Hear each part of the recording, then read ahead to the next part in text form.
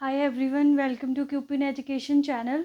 तो अभी हमने फ़िज़िक्स की जो सीरीज़ स्टार्ट करी है तो उसी को कंटिन्यू कर रहे हैं। उसमें हम नेक्स्ट चैप्टर करने जा रहे हैं जो कि हमारा ग्रेविटेशन, राइट। इसके पहले हमने laws of motion, motion in straight line, electricity और अपना लाइट जो चैप्टर है वो कंप्लीट कर लिया है, ठीक है। तो अगर मैं बोलूँ ग्रेविटेशनल चैप्टर स्टार्ट करने से पहले जो मैंने चैप्टर करवाया मोशन इन स्ट्रेट लाइन और लॉज ऑफ मोशन, तो अगर एक बार आप उनके गो थ्रू हो जाओगे तो आपके लिए बेटर रहेगा, बिकॉज जो उसमें टर्म्स हमने यूज़ करी है वो यहाँ पे यूज़ होने वाली हैं, ठीक है। तो ये चैप्टर स्टडी करने से पहले हमें उन चीज़ का आइडिया होना चाहिए, तभी जो है हमें ये चैप्टर अच्छे से समझ में आएगा, ठीक है। तो मोशन इन स्ट्रेट लाइन में हम क्या देखते हैं कि कोई भी चीज़ मूव किस वजह, मतलब मूवमेंट किन टर्म्स की वजह से कर रही है, कौन टर्म्स रिस्पॉन्सिबल है, distance, displacement, speed, velocity, acceleration, right. उसके बाद जो ये डिस्टेंस, डिस्प्लेसमेंट, स्पीड, एक्सेलेरेशन है हमारे पास, ये इनका रीज़न क्या है, कोज क्या है, कोई भी चीज़ मूव कर रही है उसके लिए क्या चीज़ रिस्पॉन्सिबल है, तो उसके लिए रिस्पॉन्सिबल होती है हमारी फोर्स। तो वो हमने लॉज ऑफ मोशन में अच्छे से स्टडी करा है, तो वो भी आप देख सकते हो। देन उसके बाद जो ग्रेविटेशन चैप्टर है उसमें जो हमारे पास चीज़ें हैं वो अच्छे से समझ में आएंगी, ठीक है। अगर किसी बच्चे ने नहीं देखा है तो उसको डिस्क्रिप्शन बॉक्स में इन वीडियोज़ का लिंक मिल जाएगा, तो पहले आप उनका गो थ्रू हो जाइए, देन ये वीडियो जो है उनको देखिए, ठीक है। तो इस चैप्टर को स्टार्ट करने से पहले जो हमारे साइंटिस्ट रहे हैं बहुत ही फेमस, न्यूटन, तो उनका जो एक ऑब्जर्वेशन थी उसको लेके चलते हैं, ठीक है। उनकी फेमस ऑब्जर्वेशन क्या थी, एप्पल वाली, ठीक है। तो वो एप्पल ट्री के नीचे बैठे थे, तो उन्होंने क्या देखा था कि जो एप्पल है वो नीचे की तरफ आ रहा है। तो वहीं से उन्हें क्यूरी हुई थी कि जो एप्पल है वो नीचे की तरफ ही क्यों आ रहा है, ठीक है। तो वहीं से उन्होंने क्या एक माइंडसेट वो करा था कि ये इसका रीज़न क्या है, कि हर एक जो ऑब्जेक्ट है उसको हम अपवर्ड थ्रो करते हो हमेशा वो डाउनवर्ड मतलब अट्रैक्ट क्यों होता है अर्थ की तरफ से। तो वहाँ से उन्होंने कंक्लूजन ये निकाला था कि फर्स्टली जब वो स्टडी कर रहे थे तो कंक्लूजन क्या निकाला कि जो अर्थ है हमारे पास उसमें क्या है, एक अट्रैक्टिंग टेंडेंसी, ठीक है। तो उसने क्या बोला था कि एक अट्रैक्टिंग टेंडेंसी है, मतलब कि जो अर्थ है वो हर एक ऑब्जेक्ट को अपनी तरफ क्या करती है, अट्रैक्ट करती है, ठीक है। अट्रैक्टिंग टेंडेंसी है, तो इस अट्रैक्टिंग टेंडेंसी को ही नाम क्या दिया गया था, ग्रेविटेशन, ठीक है। क्या नाम दिया गया था, ग्रेविटेशन। तो एक तो ऑब्जर्वेशन ये थी उनकी कि हर एक चीज़ जो हमारे पास वो नीचे की तरफ अट्रैक्ट हो रही है उसका रीज़न हमें पता चलेगा कि अर्थ में एक अट्रैक्टिंग फोर्स होती है, ठीक है। तो वो कौन सी फोर्स है, हमारी ग्रेविटेशनल फोर्स, यहाँ से हो गया। उसके बाद उन्होंने एक सेकेंड ऑब्जर्वेशन ये देखी थी कि जो हमारे पास मोशन होता है मून का, या फिर अगर हम बात करें प्लेनेट्स का, ठीक है, अराउंड द सन या फिर अराउंड द अर्थ, वो कैसा होता है हमारे पास, ठीक है। उसको स्टडी करने से तो हमने देखा कि जो सबसे इम्पॉर्टेंट ऑब्जर्वेशन है एक तो कि एप्पल जो है वह नीचे की तरफ ही जा रहा है। वहाँ से हमने एक मतलब न्यूटन ने कंक्लूजन निकाला कि हमारे पास एक ग्रेविटेशनल फोर्स होती है, उसकी वजह से क्या होता है कि हमारा जो कोई भी ऑब्जेक्ट है वो अर्थ की तरफ क्या होता है, अट्रैक्ट। उसके बाद उन्होंने मोशन को स्टडी करने की ट्राई करी, ठीक है। मोशन लाइक अगर हम मून की बात करें, ठीक है, सेंटर में अर्थ है हमारा, यहाँ क्या है, मून कैसे रिवॉल्व करता है, हम बात करें circular, simple in general term कि सर्कुलर ऑर्बिट में क्या करता है, वो रिवॉल्व करता है, ठीक है। तो अभी हमने क्या बात स्टडी करी, हमने स्टडी करी कि जो हर एक चीज़ है वो अर्थ की तरफ अट्रैक्ट होती है, ठीक है। तो न्यूटन ने यह स्टडी करा था। बट जो मून है अगर ऐसा होता तो मून को भी क्या होना चाहिए, अर्थ की तरफ अट्रैक्ट होना चाहिए था, या प्लेनेट है जो उनको भी सन की तरफ अट्रैक्ट होना चाहिए था। बट ऐसा नहीं है, वो क्या करते हैं, वो रिवॉल्व करते हैं अराउंड द सन या फिर अराउंड द अर्थ, मून जो है रिवॉल्व करती है। तो इसका क्या रीज़न आया, तो इस रीज़न को मतलब कि वैलिड करने के लिए उन्होंने एक एक्सपेरिमेंट करा। एक्सपेरिमेंट क्या करा, एक थ्रेड लिया, थ्रेड को मतलब एक थ्रेड लिया, उसको स्टोन से, कुछ स्टोन उससे टाई कर दिया, फिर उन्होंने उसको ऐसे ऐसे घुमाना क्या करा, स्टार्ट करा। तो वो क्या देख रहे हैं कि वो कैसे घूम रहा है, सर्कल में घूम रहा है, ठीक है। जैसे भी जिस पॉइंट पे वे छोड़ते हैं, ठीक है, कैसे घूम रहा है वो, मतलब ऐसे टाई करा, ऐसे ऐसे ऐसे ऐसे सर्कल में घूम रहा है। बट जैसे ही जिस पॉइंट पे, लेट्स से कि आपका जो वो स्टोन है वो इस पॉइंट पे पहुंचा, उन्होंने वो रिवॉल्व करना मतलब कि वो फोर्स लगानी छोड़ दी, तो क्या हुआ, वो स्ट्रेट लाइन में क्या करता है हमारा, मतलब हम बोल सकते हैं कि स्ट्रेट लाइन में ट्रैवल करता है, ठीक है। तो यहाँ से मतलब जब तक हम वो फोर्स दे रहे हैं तब तक वो किसमें, सर्कुलर ऑर्बिट में क्या कर रहा है, रिवॉल्व कर रहा है। तो सेम केस हमारे यहाँ पे भी है, अर्थ और मून का जो मोशन है वहाँ पे भी, कि जो अर्थ है एक फोर्स, हमारे पास सेंटर से एक फोर्स क्या कर रही है, एक्सपीरियंस कर रही है मून पे, जिस वजह से क्या हो रहा है, वो मून है जो उनका जो मोशन है वो सर्कुलर ऑर्बिट में है। सेम जो हमारे प्लैनेट्स हैं उनका भी जो मोशन है वो किस चीज़ में है, हमारे पास सर्कुलर ऑर्बिटल में, विच मीन्स कि हमारे सेंटर पे क्या है, कोई फोर्स है। ठीक है, सेंटर पे फोर्स है, और वो कौन सी फोर्स होती है, वो होती है हमारी सेंट्रीपिटल फोर्स। ठीक है, सेंट्रीपिटल फोर्स, कि जब तक ये फोर्स है तो सेंट्रीपिटल फोर्स ये किसकी वजह से, अर्थ की ग्रेविटेशनल फोर्स की वजह से ही है। तो ये जो सेंट्रीपिटल फोर्स है ये रिस्पॉन्सिबल है किसी भी मतलब कि जो ये बॉडीज़ है हमारे पास टेरेस्ट्रियल बॉडीज़, उनके मोशन के लिए सर्कुलर ऑर्बिटल में। तो ये सेंट्रीपिटल फोर्स है, इसको हम FC से, तो कई बार इसका वो आ जाता है कि जो सेंट्रीपिटल फोर्स है वो हमारे पास जो इसका एक्सप्रेशन है वो किसके इक्वल होता है, तो हमारे पास होता है mv²/r। ठीक है, तो ये इसका एक्सप्रेशन है, और ये आपका प्रीवियस ईयर क्वेश्चन भी है, ये आया हुआ है कि सेंट्रीपिटल फोर्स जो है वो हमारे पास किसके इक्वल होती है, तो वो है mv²/r। और सेंट्रीपिटल फोर्स ही रिस्पॉन्सिबल है किस चीज़ के लिए, मोशन के लिए, मून या फिर हम प्लेनेट की बात करें। और जो ये सेंट्रीपिटल फोर्स है ये सेंटर सिकिंग है, मतलब centre towards the centre he responsible है, तो इसीलिए हम इसको कौन सी फोर्स बोलते हैं, सेंट्रीपिटल फोर्स। ठीक है, तो ये आया हमारे पास। अगर हम बात करें अपने दो ऑब्जर्वेशन थी उनको स्टडी करके ये आ गया। ठीक है, उसके बाद न्यूटन के दिमाग में ये आया कि जो एप्पल है वो अर्थ की तरफ तो अट्रैक्ट हो रहा है, क्या अर्थ एप्पल की तरफ अट्रैक्ट होती है, बट ऐसा हमें दिखता नहीं है। कोई भी ऑब्जेक्ट है, लाइक ये चौक है, तो चौक में छोड़ रही हूँ नीचे की तरफ जा रहा है, ये जा रहा है नीचे की तरफ, पर क्या अर्थ मूव कर रही है इसकी तरफ, ऐसा तो कुछ नहीं है। या हमारी बॉडी, हम नीचे की तरफ जाते हैं, अर्थ हमें ऊपर उठती हुई नहीं दिखती है, तो ऐसा नहीं, मतलब हमें ये दिखता नहीं है, मतलब इसका, बट एक्चुअल में ऐसा नहीं होता है। मतलब जब हमारे पास दो बॉडीज़ है, न्यूटन्स का थर्ड लॉ है हमारे पास, जो न्यूटन का थर्ड लॉ है वो क्या बोलता है, न्यूटन्स थर्ड लॉ। ठीक है, न्यूटन्स का थर्ड लॉ क्या बोलता है कि to every action there is equal and opposite reaction, कि अगर हम एक्शन कर रहे हैं तो उसका क्या होगा, उसका रिएक्शन भी होगा।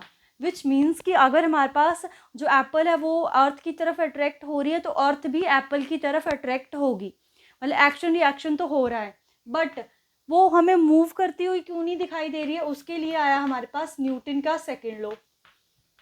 न्यूटन सेकंड लॉ क्या बोलते हैं, न्यूटन का सेकंड लॉ कि जो फोर्स है वो हमारे पास किसके इक्वल होती है, मास इनटू एक्सेलेरेशन। तो अगर हम यहाँ से एक्सेलेरेशन निकालें, acceleration is equal to F/m, और acceleration is inversely proportional to mass, तो ये रिलेशन आया। मीन्स कि एक्सेलेरेशन मतलब कि एक्सेलेरेट कर रही है, बॉडी मूव कर रही है। ठीक है, मतलब मास जितना ज़्यादा होगा उतनी कम एक्सेलेरेशन होगी। तो हमारी जो अर्थ है उसका mass as compare to our body, या जो भी ऑब्जेक्ट है हमारे अर्थ के ऊपर, उनके कंपैरिजन में बहुत ही ज़्यादा है।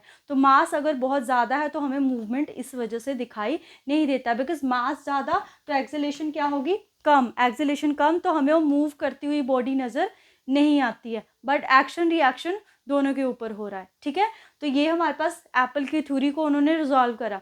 बट यहाँ से ये कंक्लूजन भी आता है कि सिर्फ मून ही अट्रैक्ट नहीं करता अर्थ को, या अर्थ ही मून को अट्रैक्ट नहीं करती, या फिर सिर्फ अर्थ ही जो ऑब्जेक्ट्स है उनको अट्रैक्ट नहीं करती। जो भी हमारे पास अगर हम बात करें पूरे यूनिवर्स में, एटमॉस्फेयर में जितने भी ऑब्जेक्ट है वो एक दूसरे को अट्रैक्ट करते हैं। लाइक ये चौक है या मेरा हैंड है, तो इनमें भी क्या है, अट्रैक्टिंग टेंडेंसी। अभी हमें अट्रैक्ट होते हुए क्यों नहीं दिख रहे हैं, इनके लिए भी फैक्टर्स रिस्पॉन्सिबल होते हैं। अब वो कौन कौन से फैक्टर है जिन पे ये अट्रैक्टिंग टेंडेंसी क्या बोलते हैं डिपेंड करती है, वो हम स्टडी करेंगे। बट जो अट्रैक्टिंग टेंडेंसी है वो हर एक ऑब्जेक्ट में है। जो भी आपको यहाँ पे दिख रहा है, बोर्ड और मेरे में है, चौक और मेरे में है, ठीक है, नोटबुक, कोई भी दो ऑब्जेक्ट्स हैं उनके बीच में अट्रैक्टिंग टेंडेंसी है, बट हमें वो मूव करती हुई चीज़ें दिखाई नहीं देती है। उसका रीज़न क्या है तो वो देखते हैं अभी हम। ठीक है, तो ये हमने ये सारी चीज़ें देखी। तो अब हमारे पास आता है यूनिवर्सल लॉ ऑफ ग्रेविटेशन। क्या आता है हमारे पास,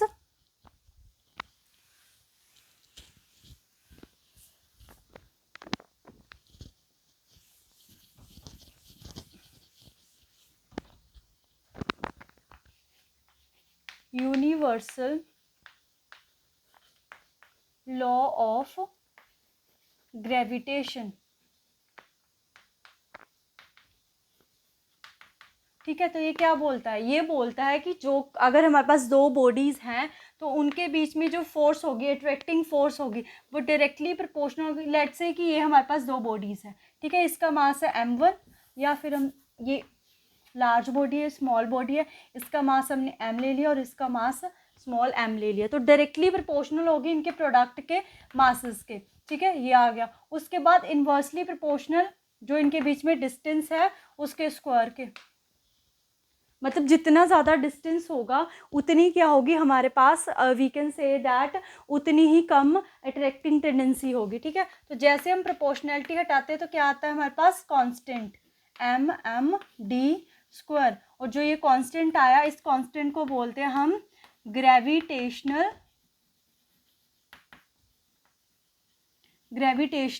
कांस्टेंट।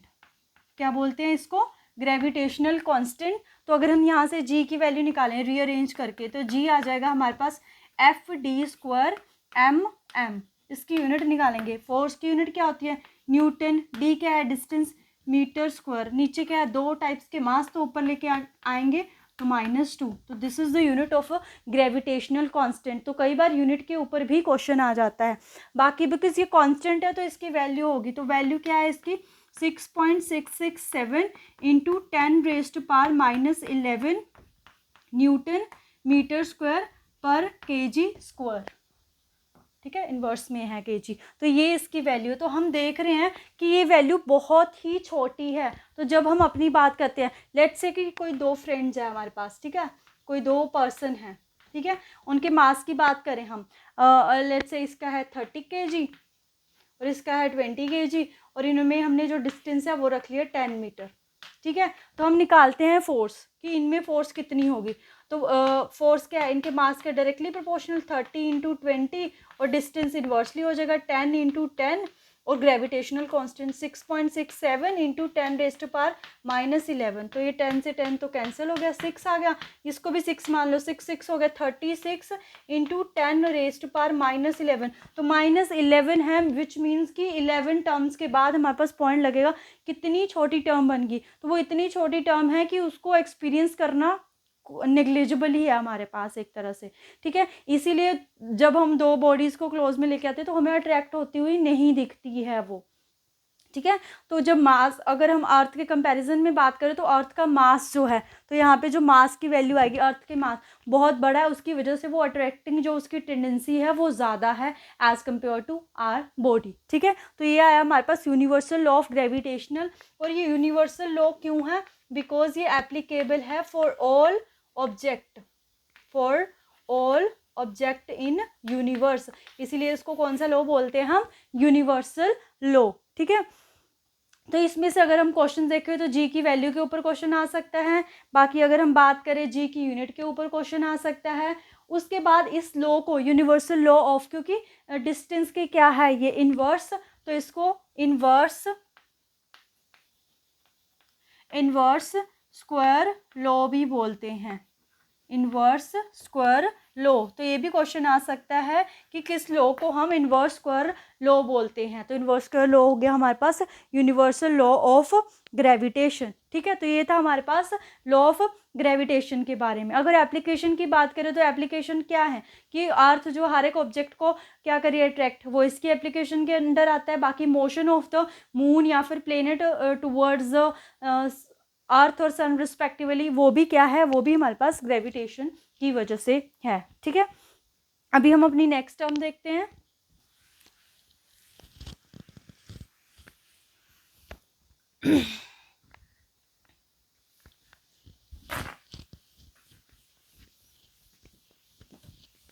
तो नेक्स्ट टर्म है हमारे पास फ्री फॉल।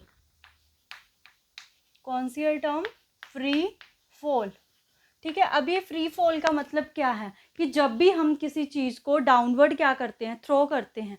ठीक है, हमने क्या करा, किसी ऑब्जेक्ट को जब भी डाउनवर्ड थ्रो करते हैं, मतलब या हम अपवर्ड थ्रो करते हैं उसके बाद वो डाउनवर्ड नीचे आता है ना हमारे पास, तो जब ये नीचे आता है वो नीचे किसकी वजह से आ रहा है, अर्थ की, हम बोल सकते हैं अर्थ की ग्रेविटेशनल फोर्स की वजह से। ग्रेविटेशनल फोर्स की वजह से, ठीक है। डाउनवर्ड मोशन किसकी वजह से हो रहा है? अर्थ की ग्रेविटेशनल की वजह से। तो जब हमारे पास कोई ऑब्जेक्ट डाउनवर्ड मतलब फॉल करता है, सिर्फ उसकी जो रिस्पॉन्सिबिलिटी है, मतलब वो जो रीज़न है, सिर्फ अर्थ की ग्रेविटेशनल फोर्स हो, उस फॉल को हम बोलते हैं फ्री फॉल। मतलब एक्सटर्नली हम खुद से या हम खुद हाथ लगा दे या कोई और फोर्स उसमें क्या कर दे, मतलब इंक्लूड कर दे, उसको हम फ्री फॉल नहीं बोलेंगे। मतलब सिर्फ हमने क्या करा कि जो सिंपली उसको क्या करा, थ्रो करा, तो वो नीचे की तरफ आ रहा है, किसकी वजह से? अर्थ के ग्रेविटेशनल फोर्स की वजह से। तो वो जो फॉल है उसको हम क्या बोलते हैं? फ्री फॉल, ठीक है। तो वो फॉल, तो हम देख रहे हैं जैसे ही यहाँ पे उसकी कुछ ना कुछ वेलोसिटी थी, तो जब वो यहाँ पे आया तो वो रेस्ट पे आ गया, ठीक है, रेस्ट पे आ गया, विच मीन्स की velocity through out the journey क्या हो रही है? वेलोसिटी, अगर हम बात करें, वेलोसिटी चेंज हो रही है, ठीक है। क्या हो रही है? Velocity change. तो वेलोसिटी चेंज हो रही है, यानी कि जो हमारी एक्सेलरेशन है वो भी क्या होगी? चेंज। तो जो यहाँ पे जो एक्सेलरेशन है, ये इसको बोलते हैं एक्सेलरेशन ड्यू टू ग्रेविटी, और इसको हम डोनेट करते हैं जी से, ठीक है। एक्सेलरेशन ड्यू टू ग्रेविटी की जो ये एक्सेलरेशन आ रही है, अर्थ की ग्रेविटेशनल फोर्स की वजह से आ रही है कि चेंज हो रही है वेलोसिटी, ठीक है। तो उस एक्सेलरेशन को बोलते हैं हम एक्सेलरेशन ड्यू टू ग्रेविटी, और किससे डिनोट करते हैं हम? जी से।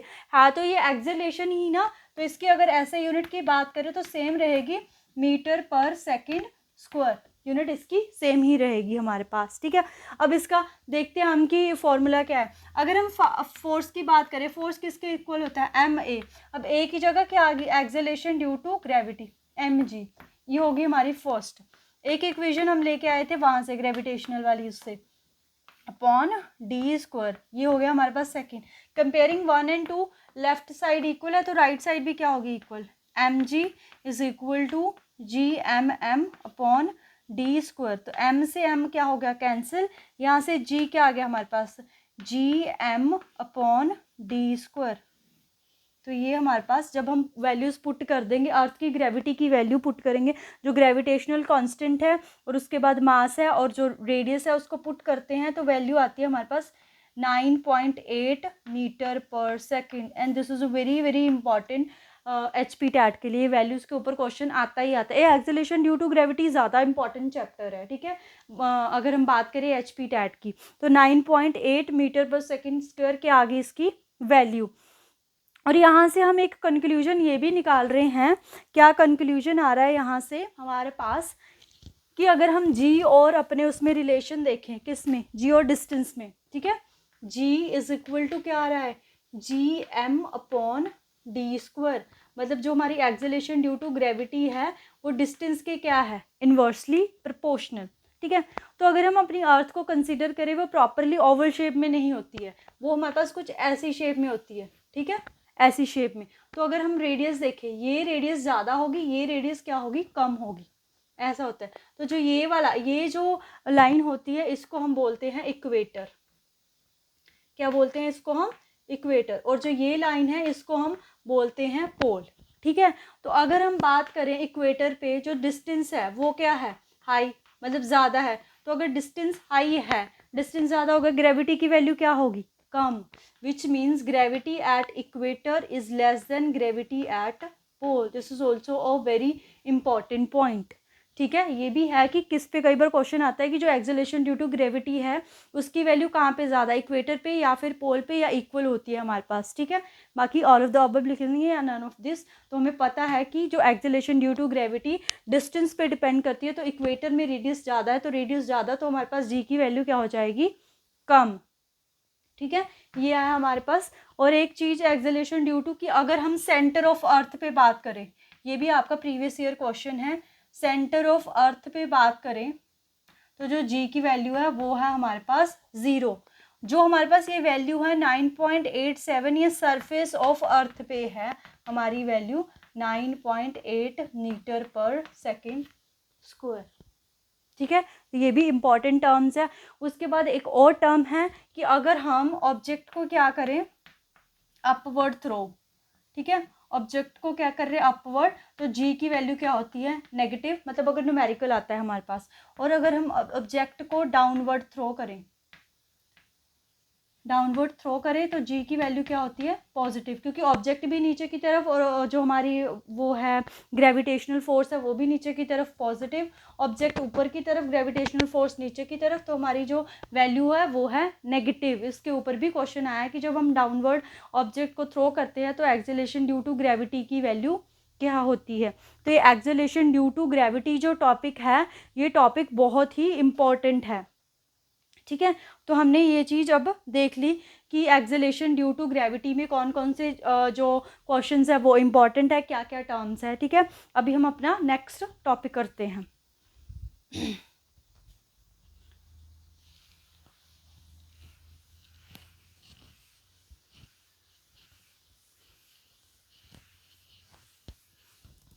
नेक्स्ट टॉपिक है हमारे पास motion of object under the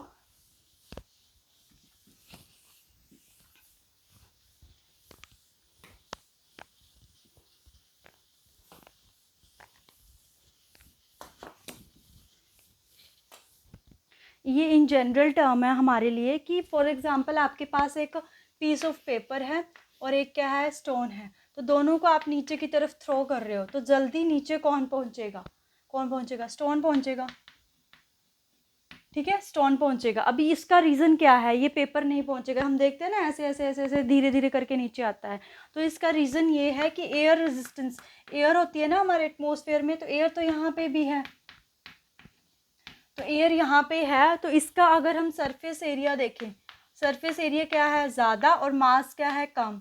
इसका अगर हम देखें सरफेस एरिया क्या है, कम, मास क्या है हमारे पास, ज़्यादा। तो मास ज़्यादा होने की वजह से सरफेस एरिया कम है, तो रेजिस्टेंस इतना ज़्यादा नहीं मिलेगा, आसानी से वो नीचे आ जाता है। बट यहाँ पे क्या है, सरफेस एरिया ज़्यादा है, हमारा जो एयर मतलब मास है वो कम है, तो एयर रेजिस्टेंस ज़्यादा हमें क्या दिखता है, वो मतलब इस पर ज़्यादा लगता हुआ दिखता है। दैट्स वाई जो इसकी मूवमेंट होती है वो स्लो होती है और इसकी जो मूवमेंट है वो फास्ट है, ठीक है। बट अगर हम यही एक्सपेरिमेंट, सेम एक्सपेरिमेंट वैक्यूम में करें, मतलब वहाँ पे बिल्कुल भी एयर नहीं है, तो दोनों की जो मोशन है या फिर हम स्पीड बोल सकते हैं वो सेम होती है, दोनों एक ही रेट से क्या आते हैं हमारे पास, नीचे आते हैं, ठीक है।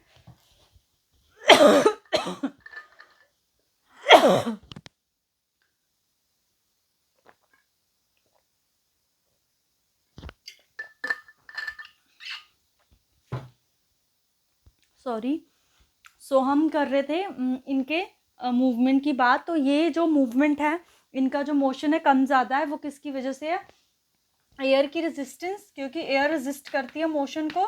दूसरा हमारे पास इनके फैक्टर हैं सरफेस एरिया और मास, ठीक है। ये था हमारे पास। उसके बाद दो टर्म्स आती हैं, सिंपल सिंपल सी टर्म है हमारे पास, मास एंड वेट, ठीक है। अब जो साइंटिस्ट साइंस नहीं पढ़ता है उसके लिए तो मास एंड वेट सेम ही होता है, बट हम साइंस पढ़ रहे हैं तो हमारे लिए mass and weight are not same things. तो अगर हम मास की बात करें, मास क्या है हमारे पास, क्वांटिटी है एक तरह से, ठीक है। क्वांटिटी मतलब हमने देखा भी था इनर्शिया, मास क्या होता है हमारे पास, इनर्शिया के डायरेक्टली प्रोपोर्शनल होता है लॉज ऑफ मोशन में। मतलब किसी चीज़ में, जैसे ये चौक है तो इसमें कितनी क्वांटिटी है, मतलब ये जिसका बना है हमारे पास वो कितना प्रेजेंट है।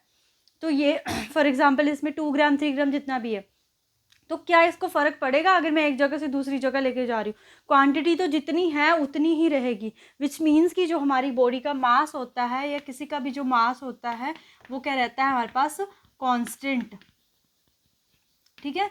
मास क्या रहता है हमारा, कांस्टेंट। बट अगर हम वेट की बात करें, ठीक है, तो वेट जो है वो हमारे पास ग्रेविटी के ऊपर डिपेंड करता है, ठीक है। तो हम बोलते हैं ना कि वेट एक तरह से फोर्स है हमारे पास, हमें पता है जो फोर्स है मास इनटू एक्सेलरेशन होती है। तो एक फोर्स, क्योंकि जो वेट, जब हम बोलते हैं कि वेट लग रहा है उस पर, तो वो हम mg लिखते हैं ना, तो mg क्यों, क्योंकि एक ही जगह क्या आती है, एक्सेलरेशन ड्यू टू ग्रेविटी, तो जो हमारा वेट है वो क्या है, mg,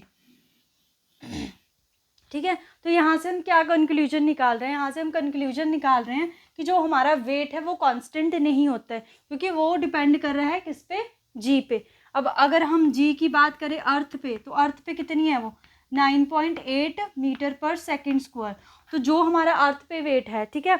अगर हम मून की बात करें तो वो जो वैल्यू होती है वो अर्थ की वैल्यू के 6 टाइम है हमारे पास।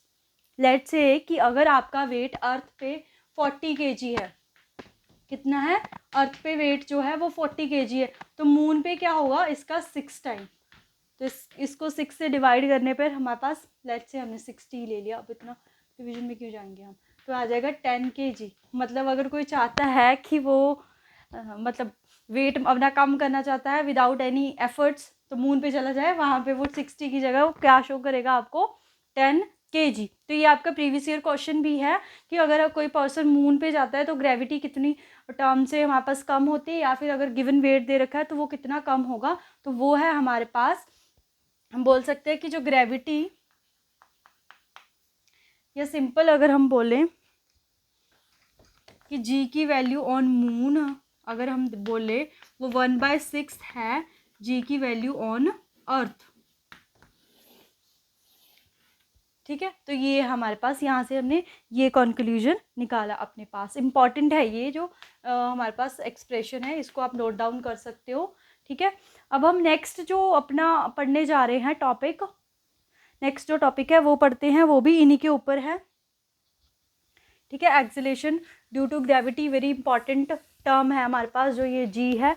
नेक्स्ट जो हम टॉपिक करेंगे वो है आपका, अगर हम बात करें थ्रस्ट, क्या है आपका टॉपिक, वो थ्रस्ट।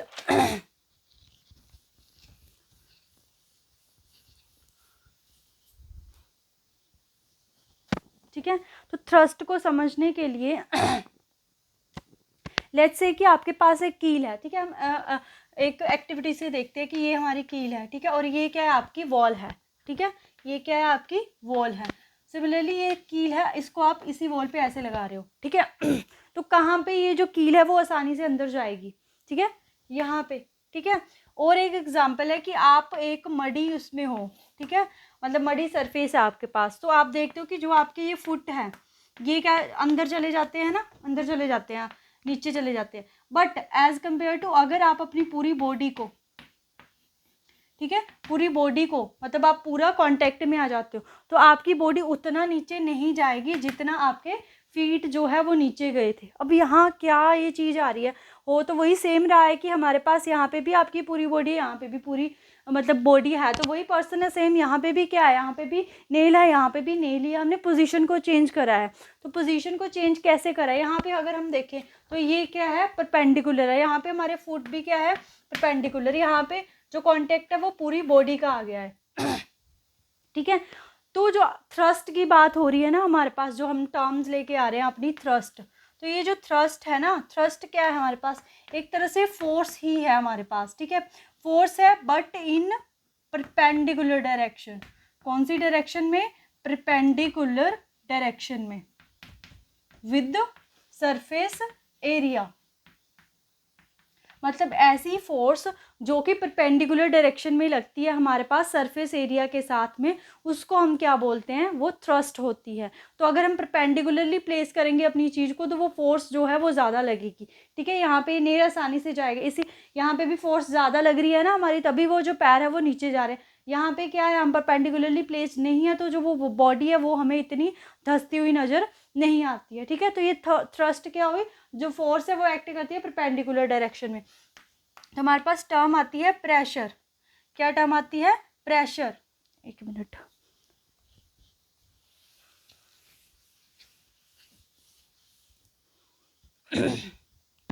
यहाँ लिखते हैं हम, क्या ये हमारी टर्म प्रेशर। तो प्रेशर हमारा होता है थ्रस्ट, किसके इक्वल, थ्रस्ट अपॉन में एरिया। ठीक है, तो थ्रस्ट क्या है, फोर्स। तो आपने फॉर्मूला देखा होगा, फोर्स अपॉन एरिया। बट कौन सी फोर्स हमारे पास, थ्रस्ट। ठीक है, तो अगर इसकी ऐसे यूनिट निकालें हम, तो ऐसे यूनिट क्या होगी, थ्रस्ट फोर्स की यूनिट न्यूटन, एरिया की मीटर स्क्वायर है, तो पर है तो मीटर स्क्वायर, या फिर इसकी यूनिट होती है पास्कल। ये साइंटिस्ट थे, इनको एज अप्रिसिएशन पास्कल इसकी यूनिट, या फिर न्यूटन पर मीटर स्क्वायर इसकी यूनिट है। तो हम प्रेशर को देख रहे हैं कि प्रेशर जो है वो डायरेक्टली प्रोपोर्शनल फोर्स के हैं, बट अगर हम देखें इन्वर्सली प्रोपोर्शनल किसके है, एरिया के। इन्वर्सली प्रोपोर्शनल किसके है, एरिया के, विच मीन्स कि जितना ज़्यादा एरिया होगा फोर्स उतनी क्या होगी हमारे पास, कम। यही रीज़न था कि जब हमने पूरी बॉडी कॉन्टैक्ट में लेके आए अपनी, तब उतनी ज़्यादा जो प्रेशर है वो नहीं लग रहा था एज़ कम्पेयर टू जब हमारे फीट थे कांटेक्ट में, ठीक है, बिकॉज यहाँ पे एरिया क्या हो गया ज़्यादा, यहाँ पे एरिया क्या है कम, तो जो हमारे फीट है वो ज़्यादा जाते हैं अंदर, उस पर ज़्यादा प्रेशर लगता है, यहाँ पे प्रेशर कम लगता है।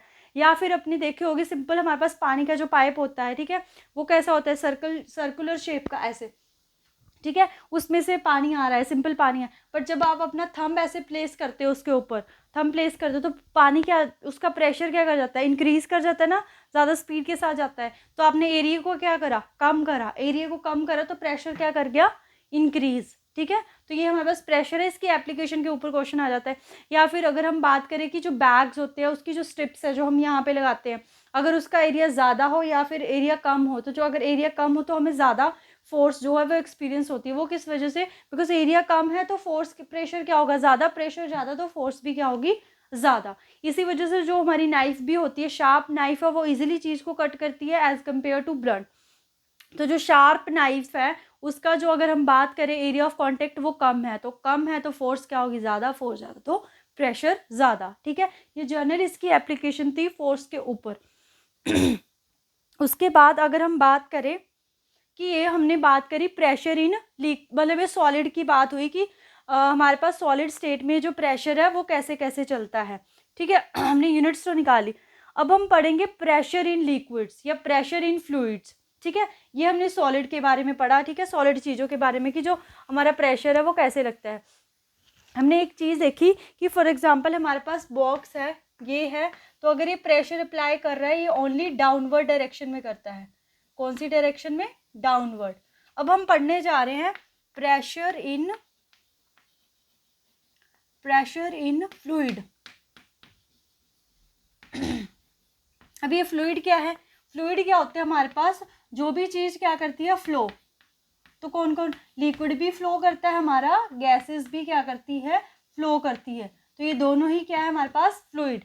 तो ये फ्लूइड में अगर हम प्रेशर की बात करें, लेट्स से हमने क्लास में क्या लिया, एक वाटर, ठीक है, ऐसे सिंपल हमने वाटर लिया, तो अगर इसके प्रेशर एग्जॉर्शन की बात करें तो डाउनवर्ड तो लग ही रहा है प्रेशर, ठीक है, डाउनवर्ड उसके वेट की वजह से तो लग ही रहा है, बट जो ये वॉल्स है इनके ऊपर भी क्या लगता है, प्रेशर, ठीक है। बट हमने सॉलिड में देखा, सॉलिड में सिर्फ हमारे पास क्या होता है कि डाउनवर्ड डायरेक्शन में ही क्या है हमारे पास लगता है प्रेशर, बट अगर हम फ्लूइड की बात करें तो वॉल्स पे भी लगता है और हमारे पास डाउनवर्ड डायरेक्शन में भी क्या लगता है, अगर हम बात करें अपना प्रेशर लगता है, ठीक है।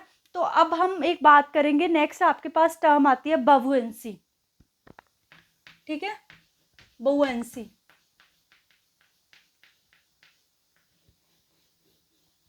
क्या ये आपके पास बबुएंसी, तो ये बबुएंसी क्या है हमारे पास, लेट्स से कि आपके पास कोई चीज है,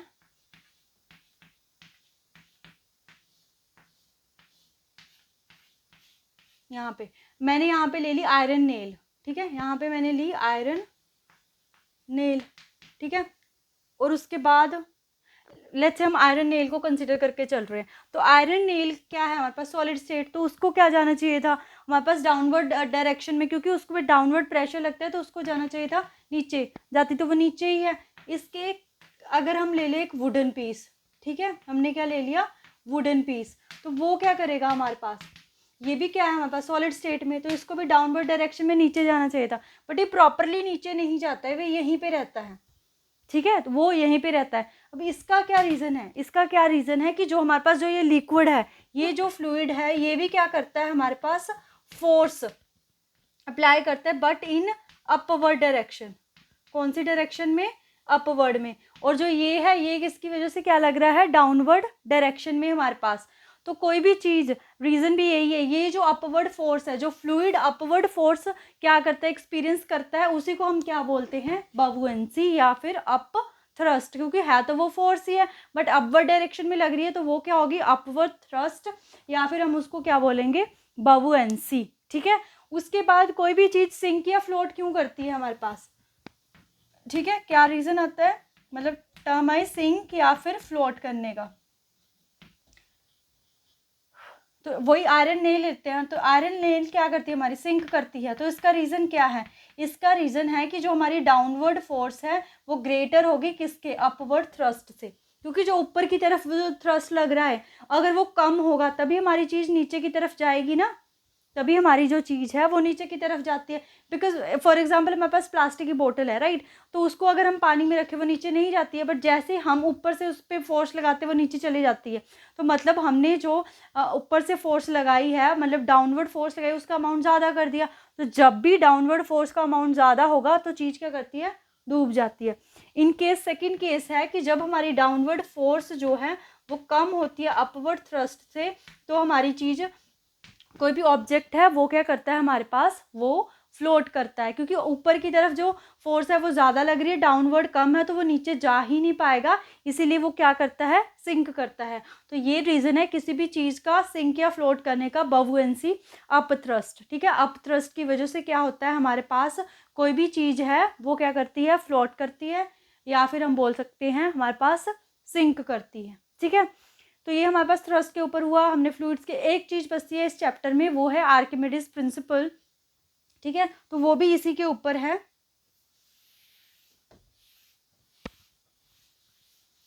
एक चीज़ और कि फॉर एग्जांपल आपके पास ना एक कॉर्क है उसको लिया, और एक हमारे पास आयरन नेल है उसको लिया। ठीक है, इनका मास क्या रखा हमने, सेम, इसका भी मास क्या रखा, सेम। बट हम क्या देखते हैं, हम देखते हैं कि मास सेम है, तो अगर मास सेम है तो मतलब सेम डाउनवर्ड फोर्स लग रही होगी, अप थ्रस्ट भी सेम ही होगा, तो सेम होता है। बट जो हमारी नेल है ना वो क्या करती है, वो सिंक हो जाती है, बट जो हमारी कॉर्क है वो क्या करती है, वो हमारी फ्लोट करती है। यहाँ पे क्या रीज़न आया हमारे पास इनका सिंक और फ्लोट करने का, तो एक और टर्म है हमारे पास, वो है डेंसिटी। क्या है हमारे पास, डेंसिटी। तो जिसकी डेंसिटी ज़्यादा होती है उसकी क्या होती है हमारे पास, अगर हम बात करें, वो फ्लोट कर, वो सिंक करता है। जिसकी डेंसिटी मतलब क्या हुआ, डेंसिटी मतलब क्राउडनेस।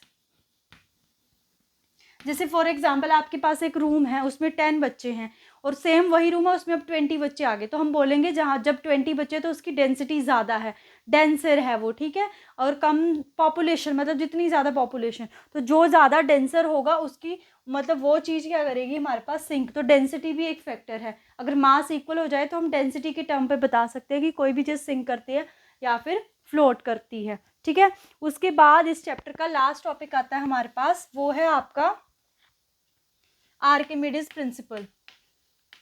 Archimedes principal.